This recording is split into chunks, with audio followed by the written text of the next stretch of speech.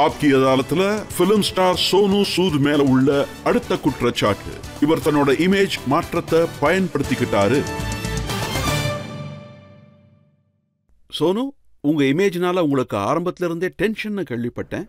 ஆமா. உங்களோட பேரை மாத்திக்கணும்னு நினைச்சீங்க, உங்களுக்கு சோனு பிடிக்கல. சார், நான் வந்ததுக்கு அப்புறம் நிறைய பேர் கேட்டாங்க, நீ ஆக்டர் ஆகிட்ட, மக்களும் ஏத்துக்கிட்டாங்க. அப்ப என்ன சொல்லுவாங்கன்னா சோனு சூத்னு, சோனு சூதெல்லாம் ஒரு நேமா அப்படின்னு. அப்போ அவங்க சொல்லும் போது சோனு சூத்லாம் ஒரு ஆக்டர் நேமா, ஸோ நேமை சேஞ்ச் பண்ணலான்னு நினைச்சேன். அந்த நேரத்தில் ஆரியன்ற பேர் ரொம்ப ஃபேமஸாக இருந்தது. பஞ்சாப்ல இந்த மாதிரி நிறைய பேர் இருக்குல்ல, டீட்டோ, ஸ்வீட்டி, பில்லா. சார், ஆனால் இப்போ பஞ்சாபை விட்டு நான் மும்பைக்கு வந்துட்டேன்ல, மும்பைக்காரங்க என்ன சொன்னாங்கன்னா, சோனு வேலைக்காகாது, வேற ஏதாவது பேரை மாற்றிக்கங்க. அப்போ நான் புக்கை திறந்து ஃபேஷனான நேம் இதுன்னு தேட ஆரம்பித்தேன்.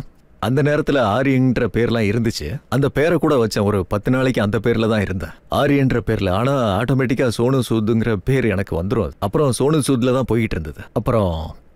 அதுக்கப்புறம் சோனு சூத்லேயே போய்கிட்டு இருந்தது. எனக்கு என்ன தோணுச்சுன்னா, சோனு சூத் இவ்வளோ தூரம் கூட்டிகிட்டு வந்திருக்குன்னா இனிமேலும் நல்லா போகும். இந்த சோனுங்கிற பேர் எந்த அளவுக்கு முன்னேற்றத்தை கொடுத்துருக்குன்னா, தன் பசங்களுக்கு கூட சோனுலாம் பேர் வைக்கிறாங்க. ஆமாம் சார், என் பேர் நிறைய பேர் வச்சிருக்காங்க. ஆனால் ஒருத்தர் பீகார்ல குப்தா சார் இருந்தாரு, அவர் மகனுக்கு சோனு சூத்னு தான் பேர் வச்சிருக்காரு. குப்தா எப்படிங்க சோனு சூத் ஆக முடியும்? சோனு சூத் தான் குப்தான்னு சொன்னார் அவர். அவரு இப்பவும் கூப்பிடுவார் சார். அப்புறம் ரொம்ப நல்லா இருக்கு, அப்பா அம்மா யோசிச்சு தான் சோனு சூத்னு பேர் வச்சிருக்காங்கன்னு. சோனு, இதெல்லாம் மக்களுக்கு ஏன் ரொம்ப பிடிச்சிருக்குன்னா, நீங்க அவங்களுக்காக நிறைய பேர் உழைச்சிருக்கீங்க, ராத்திரி பகலா அவங்களுக்காக உழைச்சிருக்கீங்க, ஸ்டூடெண்ட்ஸை வரவழைச்சு கொடுத்துருக்கீங்க, மக்களை கோஆபரேட் பண்ண வச்சீங்க, மக்களுக்கு எஜுகேஷன் கொடுத்தீங்க. ஆனா மக்கள் இதையும் கேட்கறாங்க, இவர் ஒரு செலிபிரிட்டியா இருந்துகிட்டு ஏன் இதெல்லாத்தையும் செய்யறாருன்னு. ஆமா, தான் இமேஜ் டெவலப் பண்றதுக்கா, பேர் வாங்கறதுக்கா? நான் சில பேருக்கு சாப்பாடு கொடுக்கலான்னு போனேன். கொடுக்கும்போது அவங்கள வீட்டுக்கும் அனுப்பிச்சு வச்சேன். மக்களோட நம்பிக்கை ஒன்றா சேரும்போது நாடே இணைஞ்ச மாதிரி தோணுச்சு. எப்படி இந்த லெவலுக்கு போனேன்னு எனக்கு தெரியவே இல்லை. மக்கள் கேள்வியும் கேட்க ஆரம்பித்தாங்க, அவர் இப்படிலாம் செய்கிறாருன்னு. மக்கள் இதெல்லாம் ஸ்டாப் ஆகிடுன்னு சொன்னாங்க, ஒரே மாதத்தில் நின்று போயிடும்னு சொன்னாங்க. 2.5 வருஷம் ஆச்சு சார். அந்த டைமில் கோவிடில் ஸ்டார்ட் பண்ணது இது. அதோட அதிகமான வேலை இப்போ பண்ணிக்கிட்டு இருக்கோம். இன்னைக்கு கூட நீங்கள் எங்கள் வீட்டுக்கு வந்தீங்கன்னா 365 டேஸில் என்னைக்கு வந்தாலும் 5-6 பேர் என் வீட்டுக்கு கீழே எப்பயுமே இருப்பாங்க. பெர்மனெண்ட்டாக அங்கேயே தான் இருப்பாங்க, எங்கேருந்து வேணாலும் வருவாங்க. அதனால் நான் ஒன்று தெரிஞ்சுக்கிட்டேன். இத்தனை வருஷத்தில் நான் ஒன்று தெரிஞ்சுக்கிட்டேன். நம்பிக்கையும் உழைப்பும் இந்த உலகத்தோட மிகப்பெரிய வார்த்தைன்னு. முதல்ல உங்களை யாரும் நம்பலைன்னா உங்கள் வாழ்க்கையே வேஸ்ட்டுன்னு. அப்புறம் நீங்கள் ஒருத்தருக்காக முயற்சி பண்ணலன்னா, எனக்கு என்ன தோணுதுன்னா, நம்ம ஃபேமஸ் ஆகிறதுக்கு பொறுமையே இல்லைன்னா, நான் அந்த நம்பிக்கைக்காக கண்டிப்பாக முயற்சி பண்ணுவேன். ஒரு சில டைம் ஃபெயில் கூட ஆவேன். ஆனால் எல்லாரோட வாழ்க்கையை மாற்ற முடியும். நான் இதை தொடர்ந்து முயற்சி பண்ணிக்கிட்டே தான் இருப்பேன். கண்டிப்பா. ஆனா இதனால கொஞ்சம் நன்மையும் நடந்துருக்கு. ஆமா. நான் என்ன கேள்விப்பட்டிருக்கேன்னா, இதுக்கு முன்னாடி பிராண்ட்ஸ் உங்களை ரிஜெக்ட் பண்ணுவாங்க. ஆனா இப்ப அதே பிராண்ட்ஸ் உங்ககிட்ட வந்துகிட்டு இருக்காங்க. சார், நல்ல விஷயம் சார். நான் பிராண்ட்ஸ்க்கு கூட வேலை கொடுத்துருக்கேன். என்கிட்ட எத்தனை பிராண்ட்ஸ் வந்ததோ, நான் மொபைல் ஃபோன்ஸ்க்கு கூட பிராண்ட் கொடுத்துருக்கேன். நான் 5,500-6,000 ஃபோன்ஸ் இது வரைக்கும் கொடுத்துருக்கேன். ஸ்டீல் பிராண்ட் வரும்போது ஏழைகளுக்கு ஹியரிங் கிட்டு கொடுக்க வச்சிருக்கேன். அப்புறம் கம்ப்யூட்டர் பிராண்ட் வரும்போது அதை கொடுக்க வச்சிருக்கேன். அவங்க திரும்பவும் ஏன் ரிப்பீட் பண்ணுறாங்கன்னா, நான் மேக்ஸிமம் பிராண்டிங்கை ஷேர் பண்ண வைக்கிறேன். அப்புறம் நாட்டில் இல்லாதவங்களுக்கு நான் என்றைக்குமே இடம் இல்லைன்னு சொல்ல மாட்டேன். அப்புறம் எனக்கு என்ன தோணுதுன்னா, எல்லாரும் இதான் கேட்டிருப்பாங்க, ஒருவேளை நாட்டில் காசு இல்லாதவங்களுக்கு காசு கேட்குறாங்க. அப்புறம் இந்த பட்டுவாடா ரொம்ப நல்லா இருந்தது, எனக்கு ரொம்ப திருப்தியாக இருந்தது. ஆனால் பிராண்டுன்னு பார்த்தீங்கன்னா, எந்த ஒரு ஆள் அன்ரிசர்வ் கம்பார்ட்மெண்ட்டில் மும்பைக்கு வந்தாரோ, ஆமாம், அவரோட போட்டோ ஃப்ளைட்ல தெரியுது. ஆமா சார். ஃப்ளைட்ல பெரிய இடத்துல சோனு சூதுன்னு எழுதி இருக்கிறத பார்க்க முடியுது. Sir, I feel I am very humbled. நான் அவ்வளோ டிசர்வ் பண்ணுறேன்னு எனக்கு தெரியல. ஆனால் நான் அதை பார்த்தப்போ முதல் விஷயம், என் பேரண்ட்ஸை நான் ரொம்ப மிஸ் பண்ணுறேன். அதை பார்க்கறதுக்கு அவங்க இருந்திருந்தா ரொம்ப நல்லா இருந்திருக்கும். ஆனால் அவங்களால பார்க்க முடியல. எனக்கு எங்கள் அம்மா சொன்ன 2 விஷயங்கள் ஞாபகத்துக்கு வந்தது. அந்த பிளேனை பார்க்கும்போது 2 விஷயங்கள் சொல்லுவாங்க. உன் வாழ்க்கையோட பேனாவில் உன்னோட வேண்டுதலோட இங்கை நிரப்பணும். உன்னோட தலையெழுத்து ஓலையில் இல்லை, வானத்தில் எழுதியிருக்குன்னு சொல்லுவாங்க.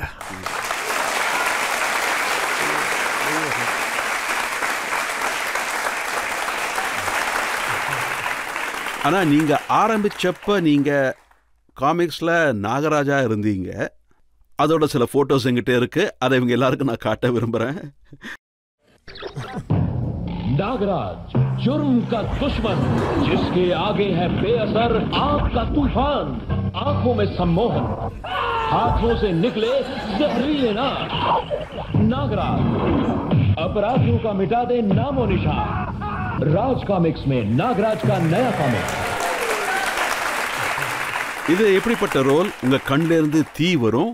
சார், நான் டெல்லியில ஸ்ட்ரகிள் ஸ்டார்ட் பண்ணப்போ எனக்கு இது கிடைச்சது, இந்த ஆட் கிடைச்சதே ரொம்ப பெரிய விஷயம். அது என்னன்னா, டெல்லியில தான் இதை நாங்கள் ஷூட் பண்ண போனோம். அப்புறம் அந்த ஆட் ரிலீஸ் ஆச்சு. அப்புறம் அந்த ரிசல்ட் வெளியே வந்தப்போ நான் காமிக் புக்ல பார்க்கும் போது, நான் அப்பதான் வெளியே சுத்திக்கிட்டு இருந்தேன். வெளியில காமிக்ஸ் புக் வித்துக்கிட்டு இருந்தவங்க என்ன பார்த்துட்டு, ஏய் நாகராஜ் வந்துட்டாரு. அப்போ நான் என் தங்கச்சி கூட போயிட்டு இருந்தேன். என்ன எப்படி நீங்க கண்டுபிடிச்சிங்கன்னு கேட்டேன். சார், நான் உங்க காமிக்ஸ் பார்த்தேன் அப்படின்னு சொன்னேன். என் சிஸ்டர் உடனே அதை பார்த்து ரொம்ப எக்ஸைட்மெண்ட் ஆயிட்டா. காமிக்ஸ் வாங்கும் போது நான் அதை வேண்டாம் அப்படின்னு சொன்னேன். காமிக்ஸ் நான் வாங்கவே வேண்டாம்னு சொன்னேன். அப்போ நீங்களே அந்த ரிசல்ட்டை பார்த்துருப்பீங்க இல்லையா? நீங்களே பாருங்க, நாகராஜ் எங்க, ஆமா, அப்புறம் சோனு சூத் எங்கன்னு. மக்கள் உங்க பேர்ல ஃபுட் ஸ்டால் வைக்கிறாங்க. எத்தனையோ இடத்துல அவங்க போட்டோஸ் நான் பார்த்துருக்கேன். சோனு சூத் பேர்ல எத்தனையோ லேடிஸ் கார்னர் வச்சிருக்காங்க. அவங்க தன்னோட கடை பெரிய சோனு சூத் அப்படின்னு வச்சிருக்காங்க. சார், நான் சொன்னது இதுதான் சார். இதெல்லாம் அவங்களோட வாழ்த்துக்கள் தான். இதுதான் காரணம். நான் எங்க போனாலும் யாராவது ஃபாஸ்ட் ஃபுட் கார்னர் ஓபன் பண்ணிருப்பாங்க. நான் லாஸ்ட் வீக் ஜெய்ப்பூர் போயிருந்தேன். அங்க ஒருத்தர் கடை ஓபன் பண்ணியிருந்தாரு, அதுவும் கோவிட் டைம்ல. சோனு சூத் ஃபாஸ்ட் ஃபுட் கார்னர்னு. அவர் என்ன சொன்னாருன்னா, சார் நான் ஜெய்ப்பூர்ல ஓபன் பண்ணதும் உங்க பேரை வச்சோன்னே கடை நல்லா ஓடிச்சுன்னு சொன்னாரு. அப்ப நான் என்ன சொன்னேன்னா, நான் வரும்போது பட்டரை நிறைய போட்டு செஞ்சு கொடுக்க தயாராருன்னு சொன்னேன். லாஸ்ட் வீக் நான் ஜெய்ப்பூரும் போயிருந்தேங்க. நான் லாஸ்ட் வீக்கும் சாப்பிட போயிருந்தேன் அந்த கடைக்கு. அப்போ பட்டர் ரெடியா இருக்கா, சாப்பிடலாமா அப்படின்னு கேட்டேன். அப்போ நான் நினைச்சேன் அவங்க கூட எனக்கு ஏதாவது உறவு இருக்கு அப்படின்னு.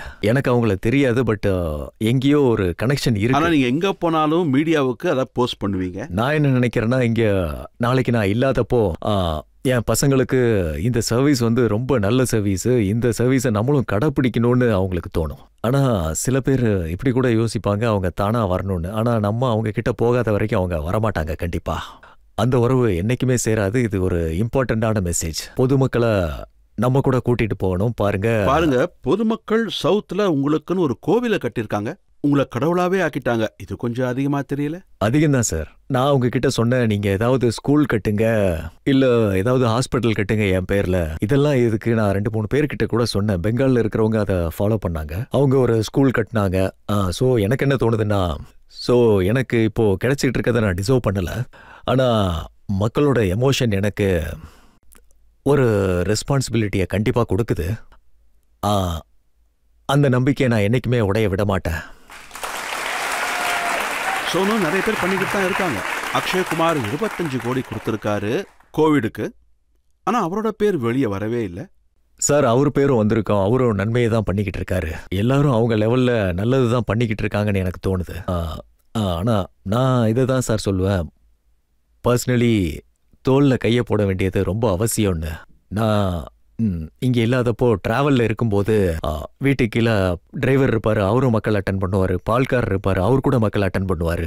எனக்கு என்ன தோணுதுன்னா, நீங்க பர்சனலி இணைஞ்சிருக்கிற வரைக்கும் எல்லாருக்கும் நல்லது தான். அது அவங்களோட பெஸ்ட்டை பண்ணிக்கிட்டு இருக்காங்க. அமிதாப் பச்சன் நிறைய செஞ்சிருக்காரு. அந்த டீட்டெயில்ஸ் என்கிட்ட இருக்கு. 15 கோடி ரூபாய் செலவு பண்ணிருக்காரு. 4 லட்சம் உழைப்பாளிகளுக்கு 1 மாசம் சாப்பாடு போட்டிருக்காரு.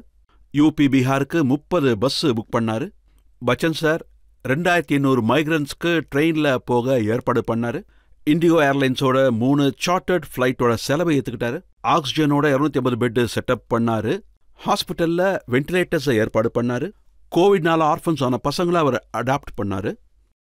ஆனா பச்சன் சாரை மறந்துட்டு சோனு சூதை பத்தி மட்டும்தான் பேசிட்டு இருக்காங்க. இல்ல சார், அது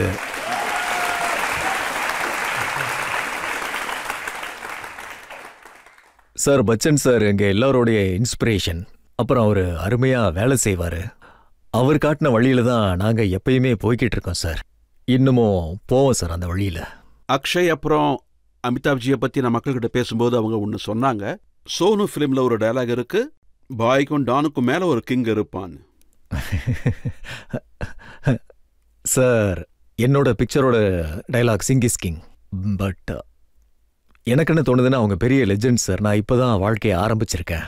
இன்னும் பெரிய பயணம் போக வேண்டியது இருக்கு. பட் அவங்கள பார்த்து தான் இன்ஸ்பயர் ஆயிருக்கேன். நான் ஒரு பேக் பெஞ்சர் சார்.